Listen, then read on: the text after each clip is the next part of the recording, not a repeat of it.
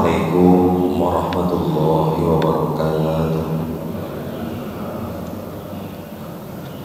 Ila hadrati Rasulillah Muhammadin sallallahu alaihi wasallam wa ila wali walidina wa masyayikhina wa ma'rifatan kita wa di jami' hajatina ikram wa liridaka ya Allah. Al-Fatihah. A'udzu billahi minasyaitonir rajim. Bismillahirrahmanirrahim. Alhamdulillahi rabbil alamin arrahmanir rahim maliki yaumiddin. Iyyaka na'budu wa iyyaka nasta'in. Ihdinas siratal mustaqim. Siratal ladzina an'amta 'alaihim ghairil maghdubi 'alaihim waladdallin. Alhamdulillahilladzi anzala as-sakinata fi qulubil mu'minin liyazdadu imanan ma'a imanihim. Wassalatu wassalamu ala khairi khalqihi Sayyidina wa Habibina Muhammadin sallallahu alaihi wasallam wa ala alihi wa sahbihi ajma'in. Qalu subhanaka la ilma lana illa ma 'allamtana innaka antal alimul hakim. Qala rabbi shrah li sadri wa yassir li amri wahlul 'uqdatam min lisani yafqahu qawli waj'al li waziran min ahli. Shadaqallahul azim. Amma ba'du. Bapak Ibu jamaah salat subuh rahimakumullah. Alhamdulillah, alhamdulillah. Injang mikro tanggal 22 bulan Dzulqa'dah. Kita semuanya masih diberi sehat oleh Allah, masih diberi sempat oleh Allah, tentunya dengan nikmat yang sangat besar yang lain, yakni tetapnya iman Islam. Kita semuanya bisa melanjutkan tugas kita, yakni beribadah kepada Allah dengan menghadiri undangannya, memenuhi jamaah salat subuh sebagai kewajiban bagi kita, dan kita teruskan dengan kewajiban yang lain, yakni thalabul ilmi. Mudah-mudahan rangkaian amal ibadah kita menjadi amal ibadah yang diterima oleh Allah Subhanahu wa taala. Shalawat salam mudah-mudahan tetap terlimpah curahkan pada Nabi Agung Muhammad sallallahu alaihi wasallam. Selanjutnya, sebelum kita lanjutkan kajian kita pada pagi hari ini, mari kita awali bersama dengan berdoa kepada Allah sebagaimana biasa kita berdoa dengan doa yang diajarkan Rasulullah dengan membaca doa senandung Al-Quran. Bismillahirrahmanirrahim. Allahumma arhamna bil Quran waj'alhu lana imaman wa nuran wa hudan wa rahmah. Allahumma dhakkirna minhu ma nasina wa 'allimna minhu ma jahilna warzuqna tilawatahu ana al-laili wa atrafan nahar waj'alhu lana hujjatan ya rabbal alamin. Alhamdulillah, mudah-mudahan doa kita didengar oleh Allah Subhanahu wa taala dan dikabulkan keinginan kita, hajat kita. Amin ya rabbal alamin. Para rawuh, monggo kita lanjutkan kajian kita pada pagi hari ini. Sebenarnya babnya masih bab haji, masih melanjutkan rangkaian macam-macamnya haji. Antara lain bagian haji niku wonten 3. Ada haji yang biasa dilakukan oleh kita orang Indonesia, yaitu haji tamattu. Ada haji ifrad dan ada haji qiran. banyak penjelasan itu sebenarnya. Akan tetapi begitu saya melihat tanggalnya sudah tanggal 22, tanggal 22.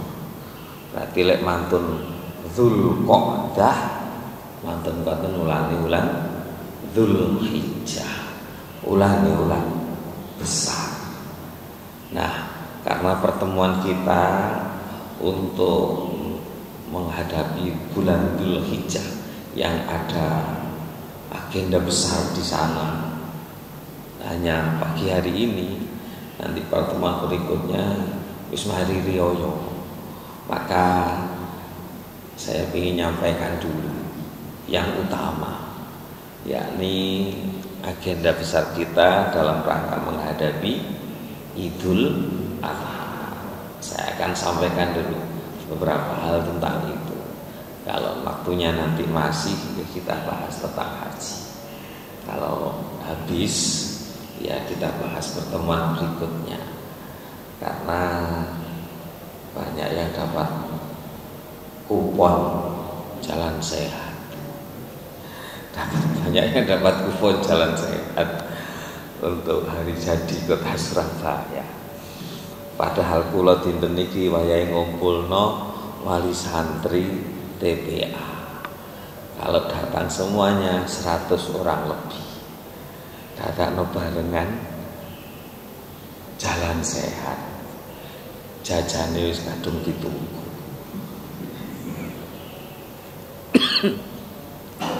Nggih sampun, guru-guru ya napa Pak? Ya napa pun undangane pertemuan wali santri kadung beredar, undangane niku napa kupon nggih sampun beredar. Kira-kira wong-wong ya menang sepeda motor paling. Tapi karena agendanya pertemuan dengan wali santri, tidak ada hari lain ya sudah. Dan undangan untuk pertemuan hari ini hanya sudah diedarkan, ya sudah saono ngaten. Karena pertemuan TPA niku Pak Ibu, santri 200 niku. Lek sing rawuh niku 100 niku apik bol. Nggih estu. Kula bolak-balik ngadakno pertemuan wali santri niku. Wah, sing dugi mboten atos 50% niku kabeh. Sampai lare-lare kula peseni. Nah, besok minggu undangannya sudah dapat.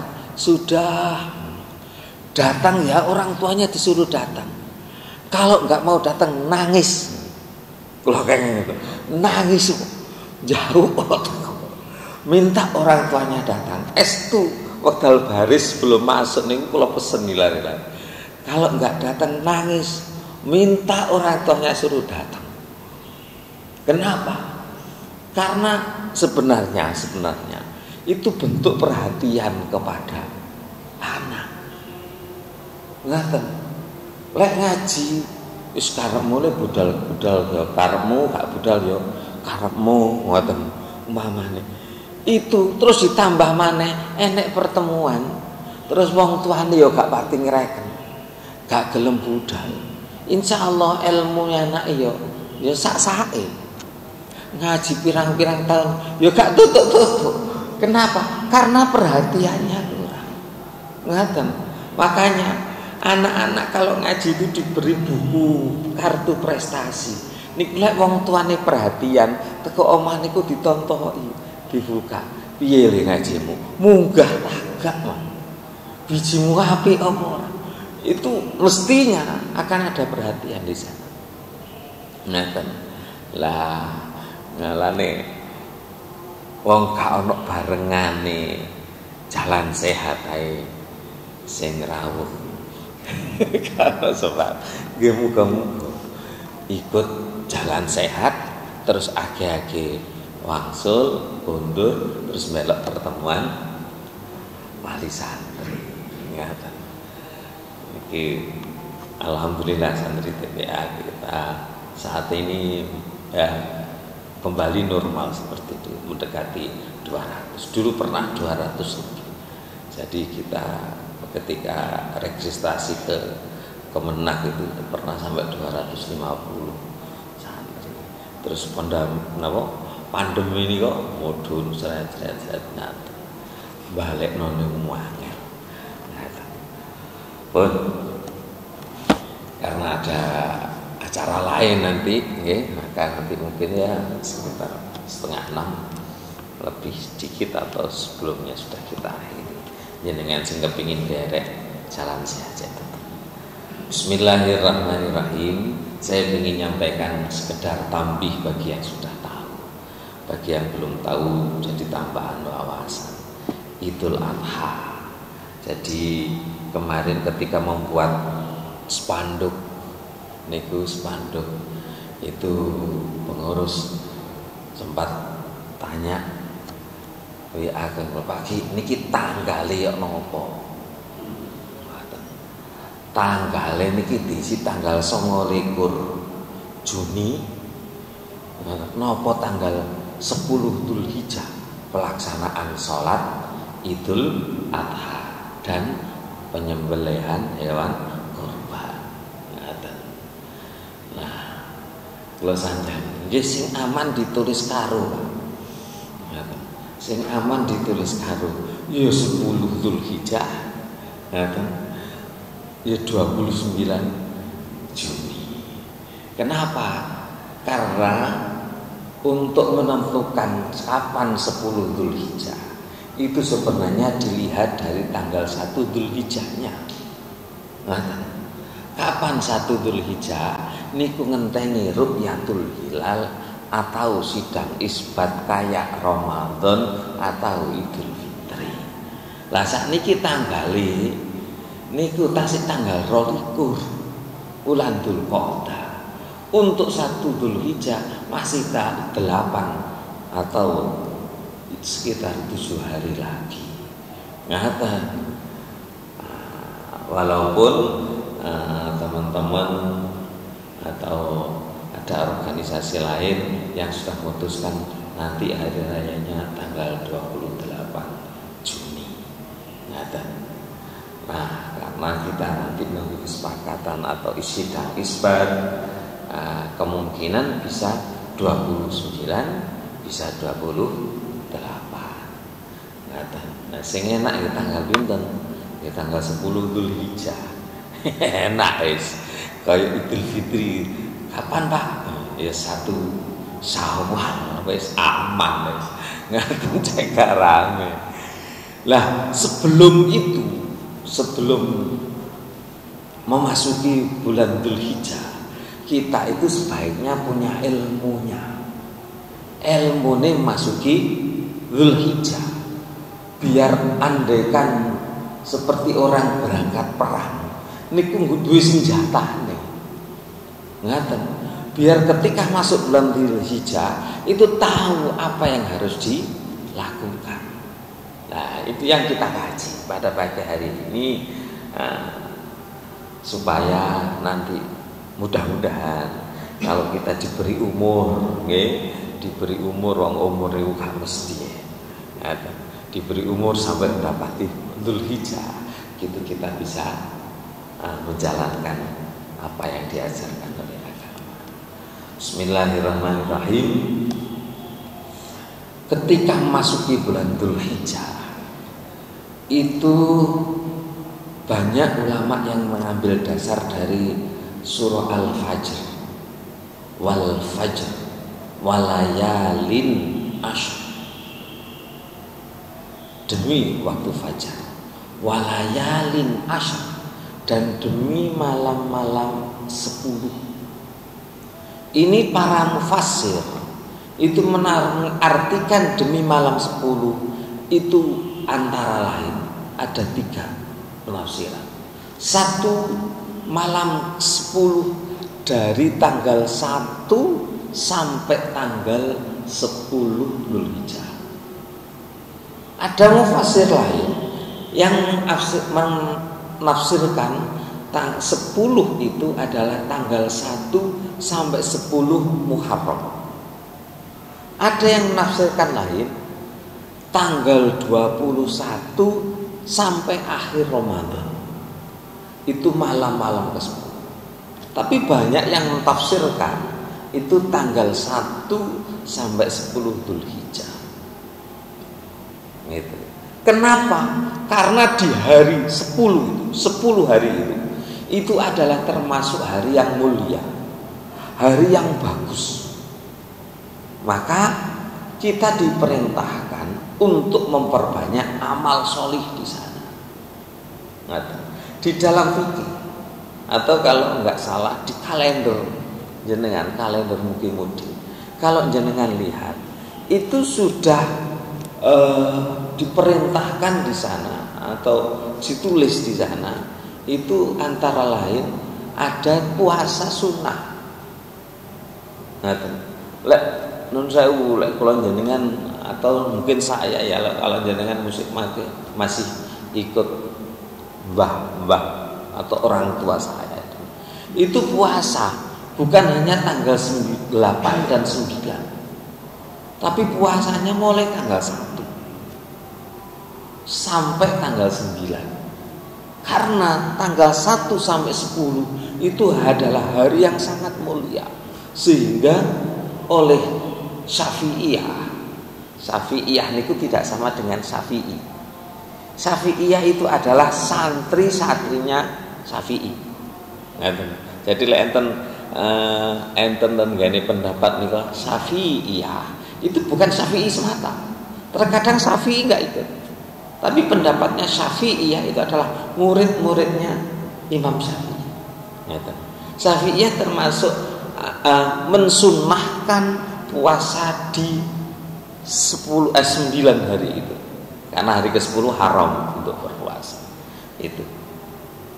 Nah, kalau Syafi'i itu Syafi'i, pendapatnya Syafi'i. Ngeten. Contoh nih, Syafi'i kali Syafi'iyah. Lek Syafi'iyah tenggene salat niku lek mantun sami Allahu liman hamidah. Niku Syafi'iyah. Niku tangane dimjarno ngeten. Napa tenggene balik mboten sedekap. Itu Syafi'iyah. Lek Syafi'i niku mantun sami Allahu liman hamidah tangane sedekap ngeten. Itu Syafi'i.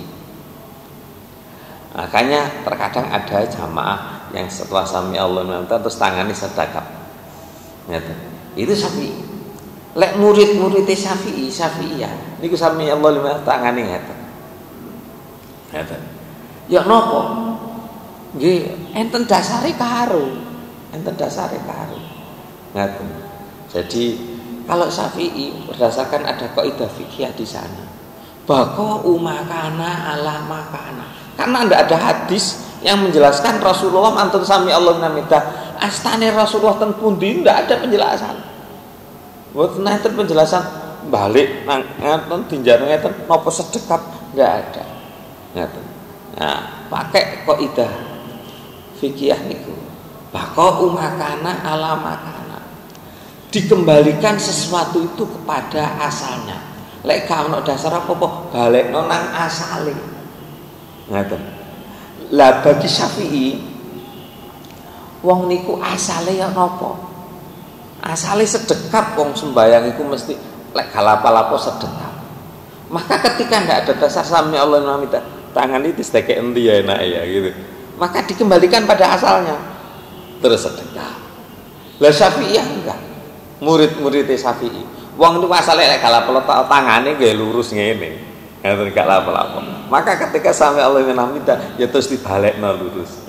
Itu sama-sama ada dasarnya. Maka seperti itu.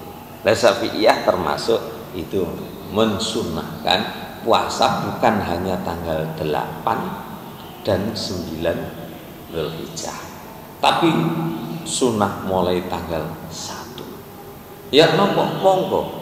Kalau ngikut mulai tanggal 1 silahkan. Ada ulama yang membolehkan itu dan mensunahkan itu. Sing penting ada yang diikuti. Ngaten sing penting, gak gawe karepe dhewe. Ngaten sakniki kan kathah gawe karepe dhewe.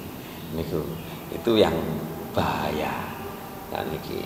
Jadi pun kathah niku pondok-pondok sing viral nih, terus nggak karepe dhewe. Dan diterusakan nih.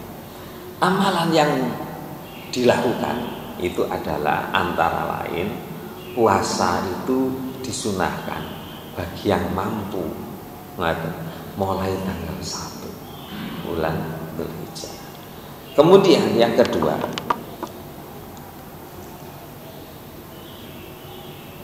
ini di fikih sunnah tidak menerima ini, tapi di kitab fikih yang lain menerima ini. Apa? Orang yang punya niat kurban, ya, sejak tanggal 1 Dzulhijjah itu dimakruhkan untuk memotong kuku atau potong rambut. Nggak, itu orang yang punya niat kurban sejak tanggal 1 Dzulhijjah niku sunah, ngaten mawon. Lek dilakoni berarti oleh pahala. Ngaten.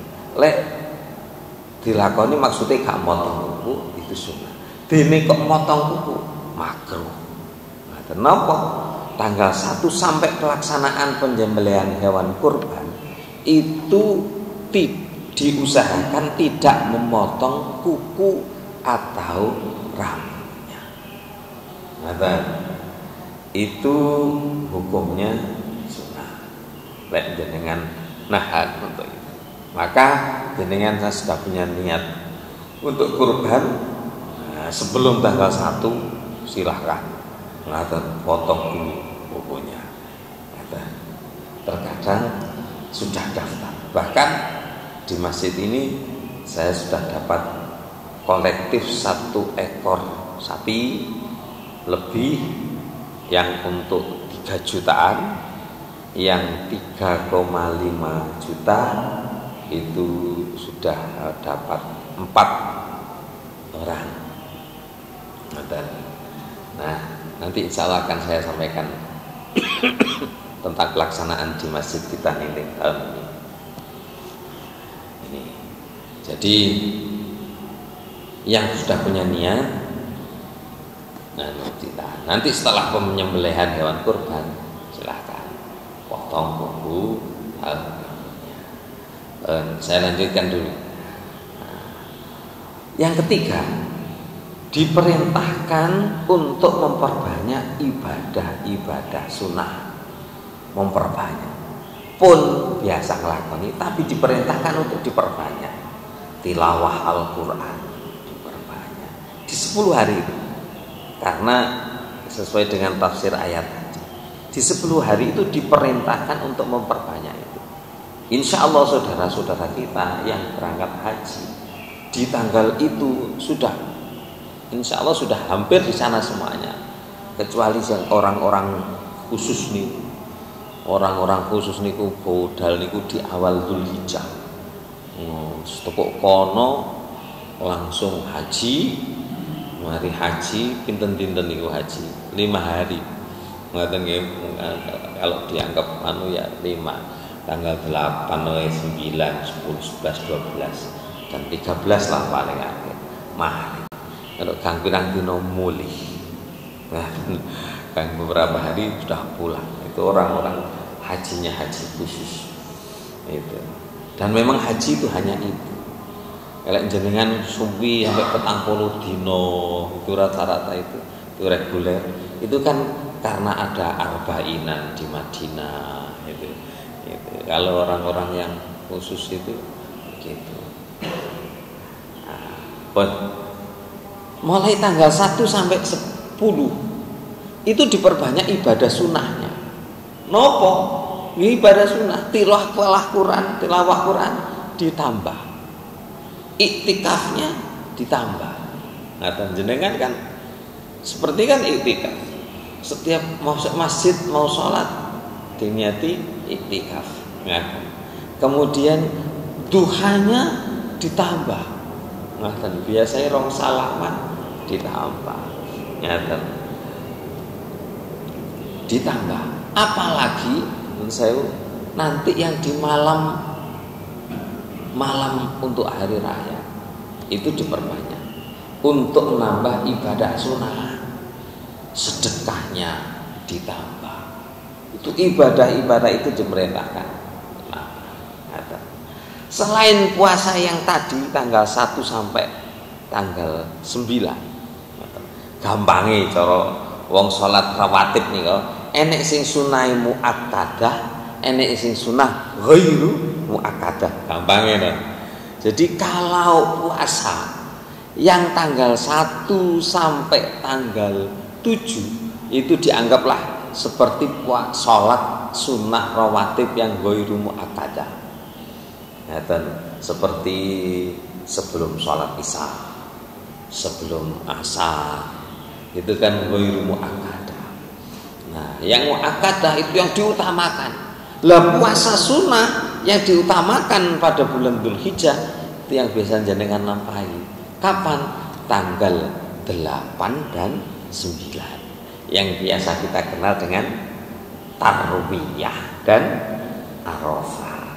Tarwiyah sudah saya sampaikan Tarwiyah niku masa Nabi Ibrahim ragu dengan mimpinya.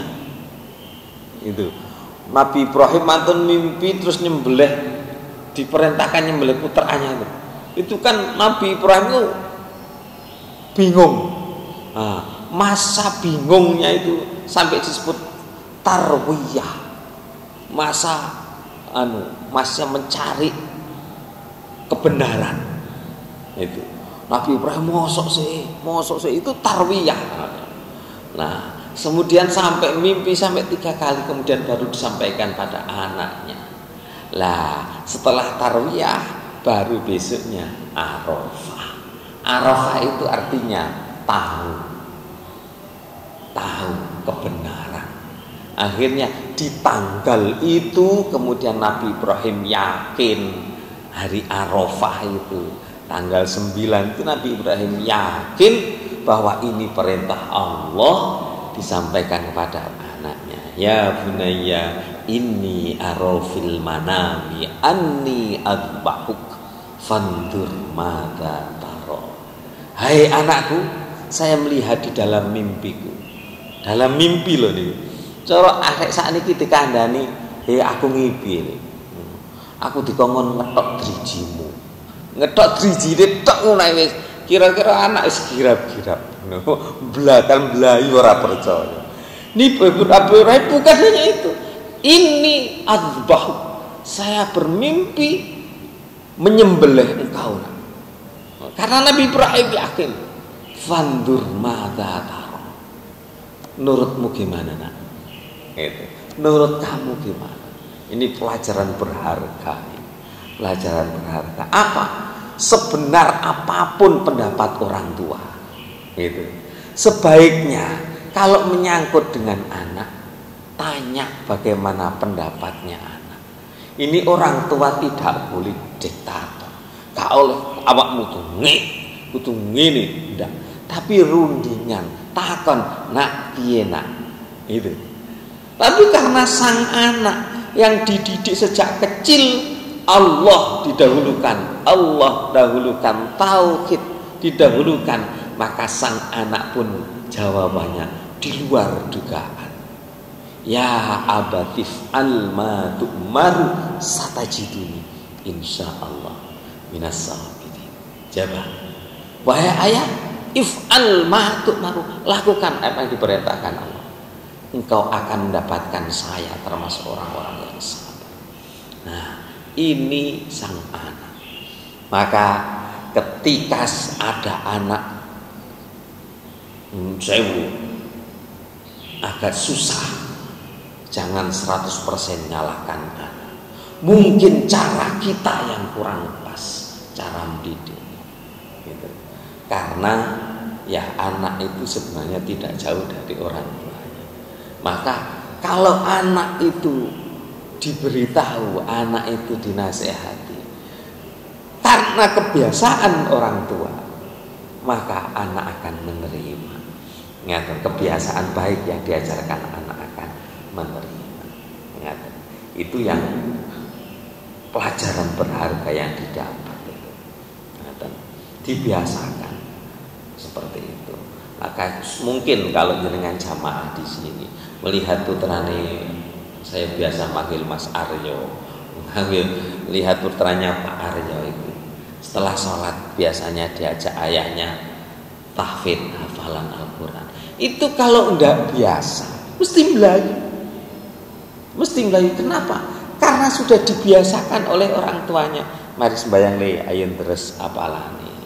Seperti itu. Maka akan mudah. Begitu pula dengan Ismail. Karena sudah terbiasa dengan apa-apa Allah. Maka Ismail mendahulukan perintah Allah. Pun ya lek sing merentah niku Gusti Allah pun ikuti. If'al, lakukan. Ini kenapa? Anak. Mudah-mudahan anak-anak kita selalu dilindungi oleh Allah Subhanahu wa ta'ala, jadi anak yang salihah. Kita lanjutkan. Puasa tarwiyah dan puasa Arafah ini adalah sunnah muakkadah. Tanggal 8 dan 9 Dzulhijjah. Lek jenengan tanglet kapan? Ini tuh tanggal 8 dan 9. Perkiraan kalau hari rayanya tanggal 29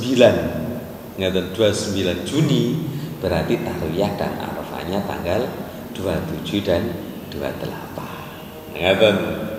Lale sing karena Indonesia ini enak lho, longgar Indonesia. Lek sing melok riyo tanggal 28 berarti tarwiyah arafahnya berarti tanggal 26 27. Ngaten. Jadi ngaten iki cek poso sunah. Ngaten poso sunah. Renane Ramadan kok. Ngoten. Ramadan gak oleh lok-lokan apa meneh poso sunah. Ngaten. Nah, jadi puasanya tanggal 8 dan 9 Dzulhijjah. Sudah, saya lanjutkan amalannya. Setelah itu, kalau sudah tanggal 8 puasa, 9 puasa, buat ngangge tarawih,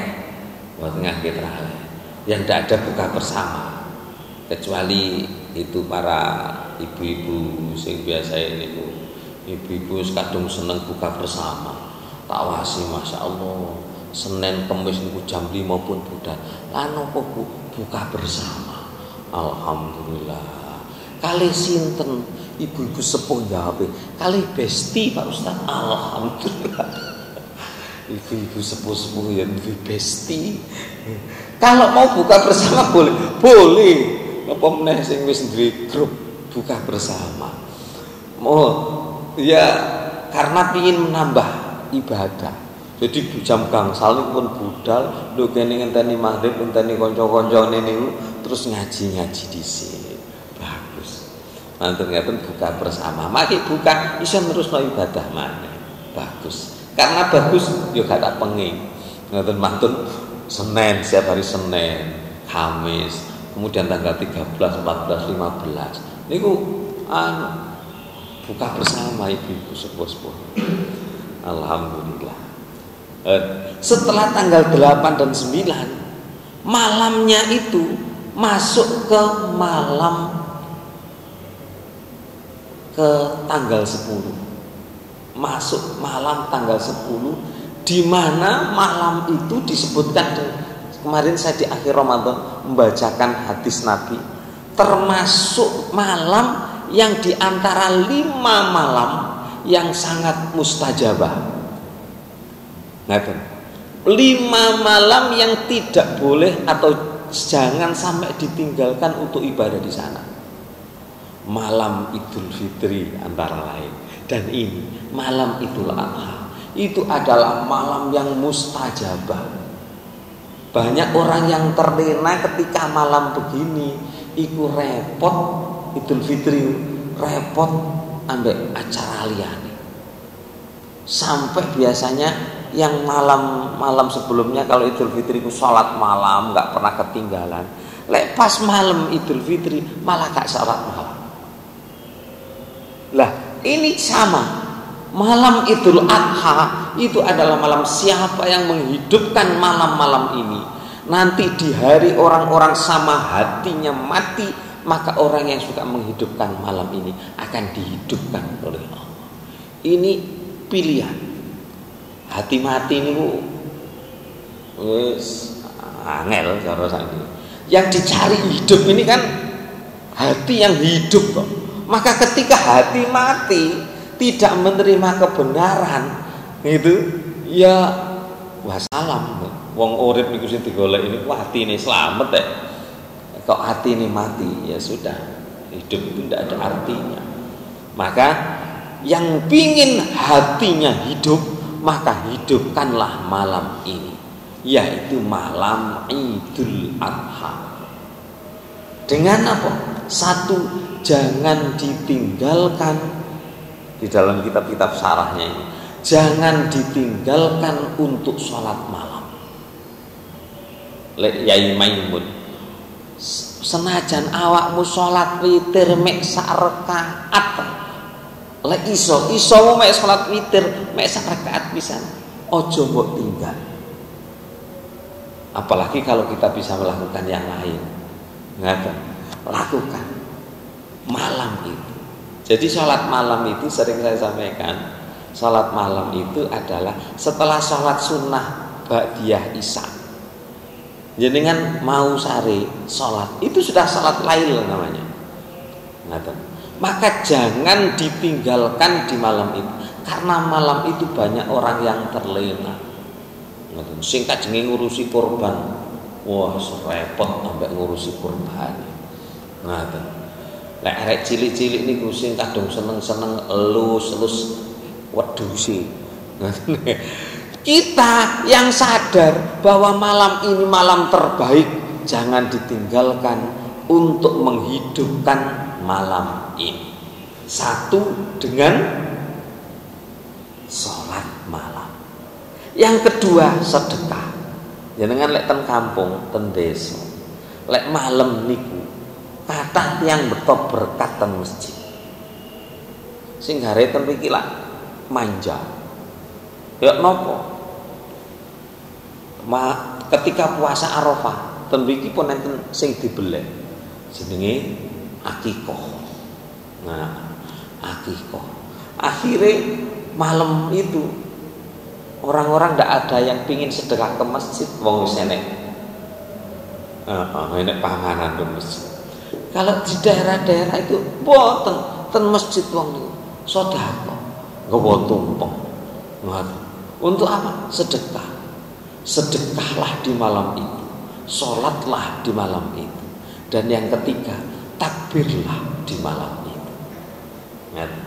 Jadi dihidupkan dengan takbir, dihidupkan dengan banyak sedekah, dihidupkan dengan sholat sunnah.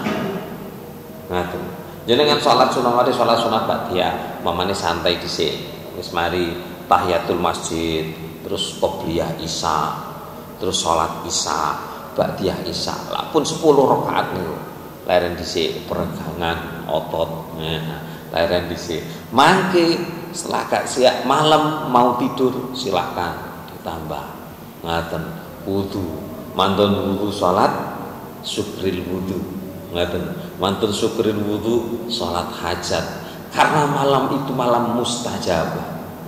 Jadi ibu-ibu yang suka sholat hajat di malam itu jangan ditinggalkan. Itu malam mustajabah. Sholatlah hajat. Sholat hajat. Setelah sholat hajat silahkan.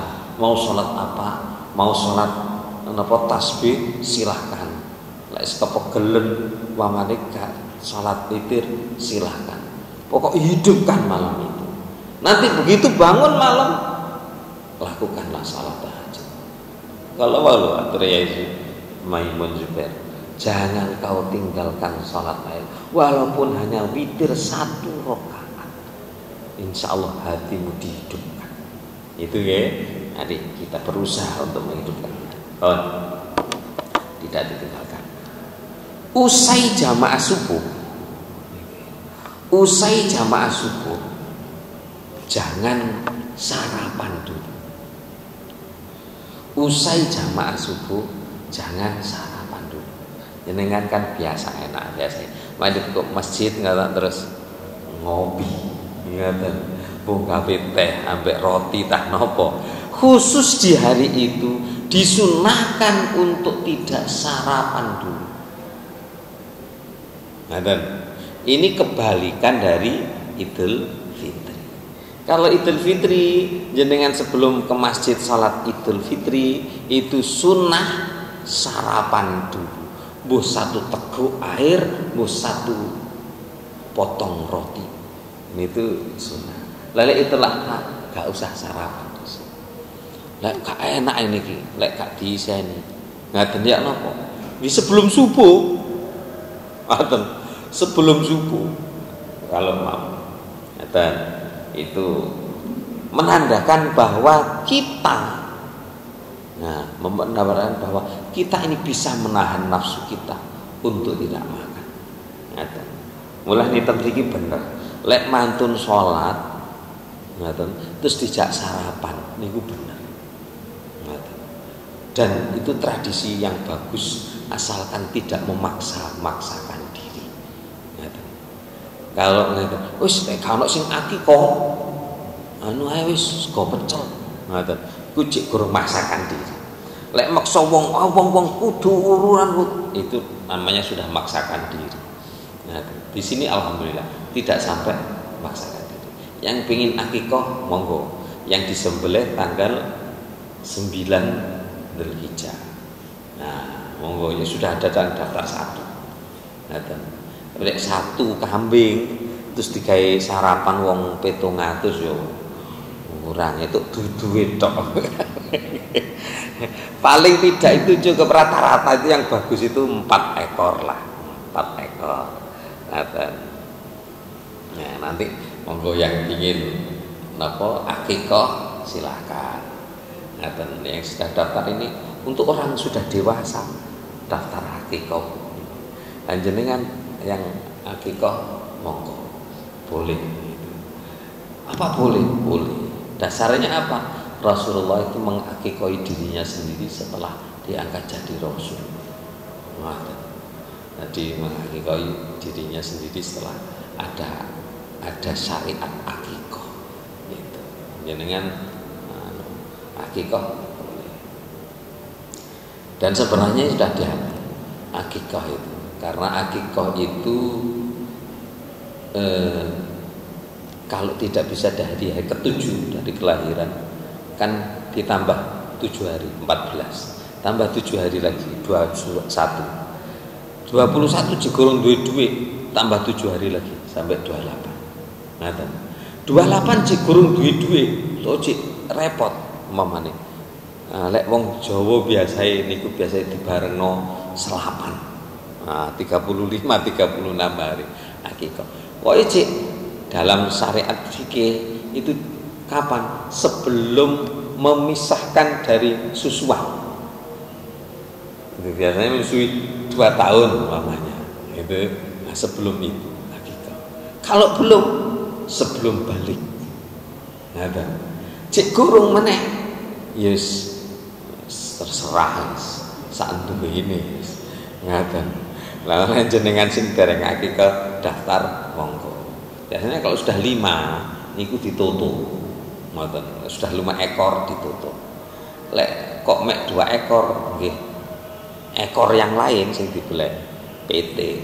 Jenenge soto ayam. Lek soto ayam saged, 1 ayam bisa jadi 100 piring. Soalnya dikai swir-swir tipis-tipis. Ngoten. Pun di sini bagus di sini.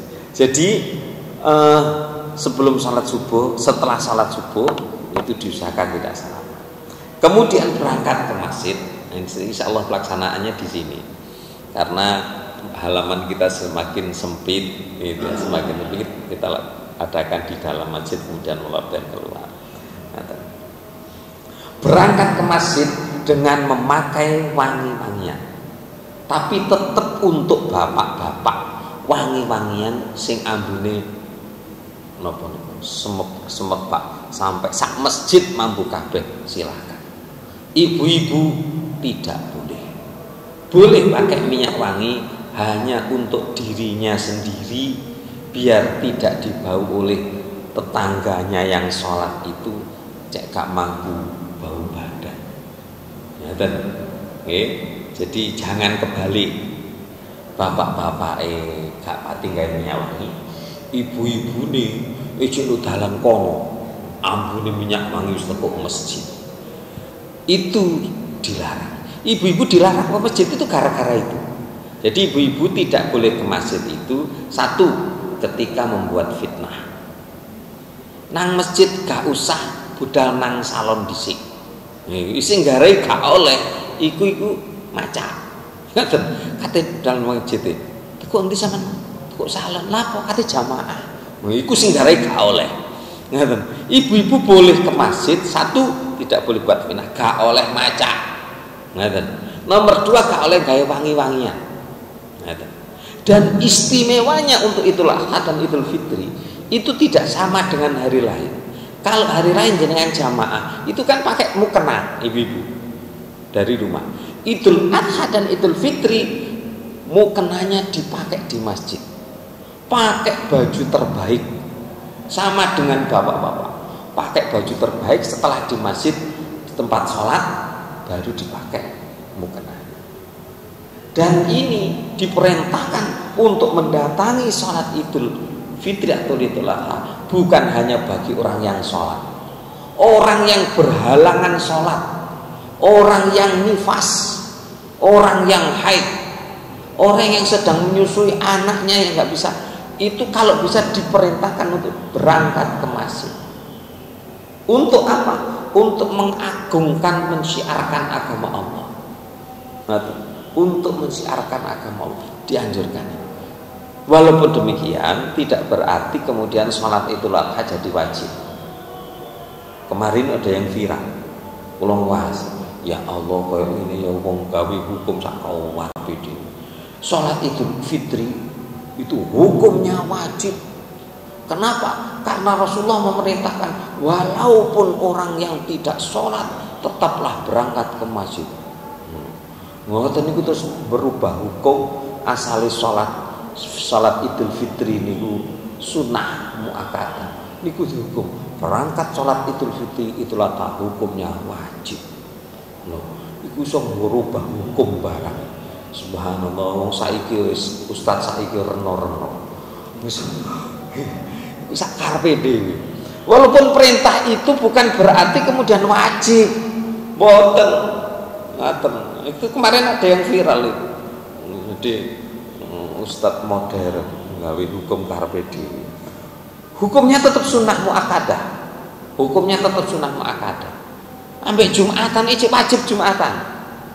Jumatan Kak budal itu ndau wisi. Itu lagi ndau wisi. Ya napa yo wis gak apa-apa. Kok tak terus jenengan gak tahu temen Jumatan, perang Idul Adha jejer. Apa iki? Sholat itu sampai Jumatan gak tahu, itu jenenge ngejak geger. Ora usah. Sing jenengan do gak muga-muga kebuka atine, terus Jumatan jamaah gelem budal ngoten. Lah ngono terus iso pole dadak niku gak sida salat Idul Fitri, Idul Adha. Ngoten. Nggih. Pun itu diusahakan untuk mendatangi, pakai wangi-wangian, pakai baju terbaik, ngeten, dan jangan lupa ini tidak ada di negara lain bahwa infak terbaik. Nah, Idul Fitri wingi kula ngumumno gak sukses. Karena apa?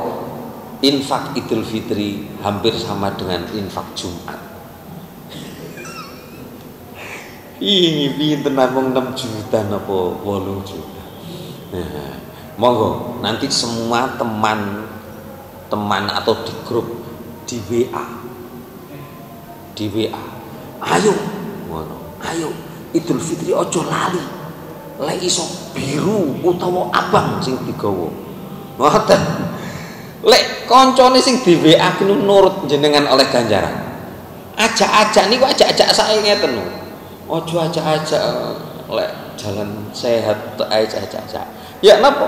Ayo, jangan lupa ngaten nduk grup niku nanti Idul Fitri bawa infak terbaik mana duit biru lek gak biru abang lek kepeksan ini nemen yo ijo lah ngono ngaten 2000 nduk kotak amal mungkin Pak Bas kula ngono tidak menerima uang 2000 Idul Fitri yo jek enek duit 2000-an setahun bisa nggih bawa infak terbaik walaupun ini di negara lain tidak ada di negara lain tidak ada dan mungkin di masjid Sayyid tidak ada kale infak ingin aneh kula mriko pian ini gak ono infak ngono malah kongen infak kayak nyenengno penjual itu biar ekonomi rakyat itu ikut naik kongen dodolan nenek sing tawa-tawa kresek gaya dah sandal itu itu di sini mari ngeten nggih diajak untuk berinfak eman itu hari terbaik dan mensiarkan lah siar ngaten ten masjid Lintun niku nun sewu ten Nurul Islam niku Jumatan niku 8 juta. Wow, aku masih masjid gini. Kalau Pak Rahmat pinten Pak? 3 juta pun juru didik. Alhamdulillah. Lah, bagaimana kita usahakan? Idul Fitri ketok Mekah. Masjid Mukimuddin Idul Fitri 15 juta. Sampai keren. Ngeten nggih. Entek waktune niki. Salat lebih pagi. Idul Adha itu perintah sholatnya lebih pagi daripada Idul Fitri. Makanya di dalam kitab yang ini Fathul Qorib saya baca bagaimana setelah terbit fajar cukup untuk ya kira-kira sekitar 5 sampai 10 menit sholat Idul Fitri dilakukan. Bahkan penyembelihan hewan kurban itu dilaksanakan itu setelah kira-kira setelah terbit fajar terbitnya matahari bukan fajar nih, terbitnya matahari itu dilakukan sholat 2 rakaat dan 2 khutbah itu sudah boleh menyembelih hewan kurban. Perlu saya sampaikan penyembelihan hewan kurban itu tidak ada kaitannya dengan sholat itu. Maka ketika ada orang menyembelih hewan kurban hari kedua, jenis tanggal 11, boleh. Tanggal 12 boleh. Tanggal 13 boleh. Sampai kapan? Sampai terbenamnya matahari tanggal 13 Zulhijjah. Jadi umpamanya benjing ini kok Idul Adha ini hari Kamis. Berarti Jumat oleh Sabtu boleh sampai Ahad boleh sampai terbenamnya matahari dari Ahad namanya hari tasyrik hari ketiga itu terakhir. Jadi jam 5 sore dina Minggu cakut oleh kambing sembelih kawo tapi kira-kira sing didumi aku wis duwe akeh wis wareg ngono kira-kira ngedumine tambah angel. Soalnya apa? Ngono. Nah, tapi boleh nyembelih di 4 hari, tanggal 10, 11, 12, 13. Ngaten. Salat Idul Adha itu lebih pagi karena ada acara penyembelihan hewan kurban. Insya Allah di masjid kita nanti hari H penyembelihannya. Kemarin sempat diumumkan tahun kemarin kan H+1 hari kedua. Insya Allah nanti hari H diadakan penyembelihan. Jadi langsung pas hari raya itu. Jenengan boten non saya ulek basa Jawane gak ngaplu koyo tahun wingi. Tahun wingi niku nduk ndi padha bakar-bakar. Nduk kene gak ono asap belas. Lah apa kurma sing dibakar? Soalnya penyembelihannya hewan hari kedua. Insya Allah kita nanti penyembelihannya hari pertama. Ngaten nggih. Nah, bagi yang nyembelih ini disunahkan baca doa. Ngaten. Tapi kalau jenengan kan mesti perwakilan. Ngaten diwakilno ngene kalih jagal. Enten dongane kalau tulis, kalau dhewe gak tau nyembelih. Allahumma hadhihi minka wa ilaika fataqabbal hadhihi al-udhiyah nikmatun minka alayya wa taqarrabtu biha ilaika fataqabbalha minni. Artinya ya Allah, hadhihi minka, hewan kurban ini darimu. Niki lho, wong kurban niku ngrasa sing dikurbano iki duduk semata-mata hasil usaha kita, tapi hadhihi minka, ini adalah rezeki darimu. Ngoten diulangi nih ngoten. Ora cek dadi wong sombong. Ulangi, wong sing kurban niku aturane syariate niku kok dibelah dhewe. Dikulit-kuliti dhewe, didom-domno dhewe. Enek wong kene ngoten. Gak ono, jarang. Enten teng desa kula ngoten. Tapi nyembelih hari kedua, oh iya wedhus, nyembelih terus dirambut dewi terus didomno. Sak karepe. Asalnya kan tidak begini. Di Mekah pun tidak begini. Lah akhir-akhir ini saja kemudian yang dibuat seperti ini, diserahno panitia. Itu. Hadhihi minka, ini adalah darimu. Wa ilaika, dan aku tujukan ini untukmu ya Allah. Lah niki niate ngaten. Fataqabbal, maka terimalah hadhil udhiyah, terimalah hewan sembelihan ini ya Allah. Lah, ini nikmatun minka, ini adalah nikmat darimu. Wa alayya, untukku yang telah kau berikan kepadaku. Maka wa taqarrabtu biha, maka aku takarrub, mendekatkan diri kepadamu, biha, dengan hewan ini, ilaika, kepadamu. Maka namanya kurban itu adalah pendekatan diri. Orang yang berkurban ini tujuannya untuk mendekatkan diri kepada Allah. Ngaten, fataqabbalha minni, maka terimalah ini dariku. Wong sing kurban itu merasa itu kalau tidak bisa melakukan sendiri, minta tolong orang. Ketika minta tolong, iku sing kurban wajib bayari sing jauhi tolong. Kadang-kadang ada orang yang salah gini. Kemarin saya bilang Mas Bubut, nanti itu orang yang kurban, kalau sapi itu biayanya 700 per ekor. Ngaten. Kalau kambing per ekor 200. Ngaten. Kata Mas Bubut, kalau beli di saya Pak, biaya itu saya yang bayar. Beli kambing di saya yang bayar ke panitia. Ngaten. Nah, beli sapi di saya 700.000, saya yang bayar ke yang tukang nyembelih itu. Ngaten.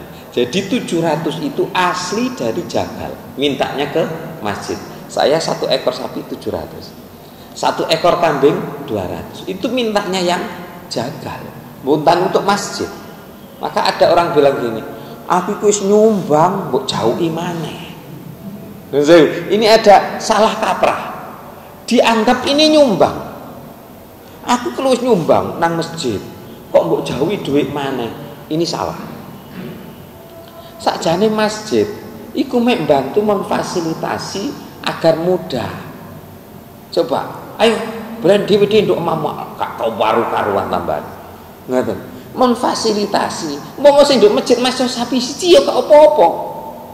Enggak apa-apa. Malah penak tambahan. Jam 10 wis buyar. Nah, bagaimana orang yang kurban itu dia yang butuh, maka dia punya kewajiban untuk bayar zakat. Itu masjid masih subsidi loh, subsidi ngekei jaharan, ngekei sing kadang-kadang jagale ngerokok. Itu 700 itu bersih kepada jagal. Nah, yang 200 bersih kepada jagal. Ya, maka jenengan kalau berkorban kemudian dimintai biaya, memang jenengan tanggap. Tenggene GPA itu saya kemarin dapat kabar dari sana, kalau nggak salah 1 ekor sapi 1.200.000 biaya. Di tempat lain 1.100.000, ada yang 1.500.000. Itu memang kewajiban bagi yang kurban. Maka lek kurban eman-emani tukune sapi larang, kemudian jangan dibatalkan dengan diundat-undat. La tubtilu shadaqatikum bil manni wal adha. Quran Al-Baqarah. Jangan kau batalkan sedekahmu dengan undat-undat, dengan menyakiti. Kata kei sapi jelas kan sing dibelek. Lha iku jenenge undat-undat. Ya, bagaimana sedekah yang sempurna? Aku akikah. Nggih. Akikah itu biasanya dibagikan dalam keadaan masak. Mateng. Maka aku minta tolong untuk sampean masakno. Nggih pun, gak usah bayar ngeramuti. Sampean rewangi tuku bumbu. Nah, kalau kemarin bumbune untuk akikah itu 200. Ngaten. Bumbu untuk akikah yang daftar akikah bumbunya 200. Itu kewajiban yang akikah. Ngaten. Kemudian jangan ada seperti kata seperti yang kurban itu.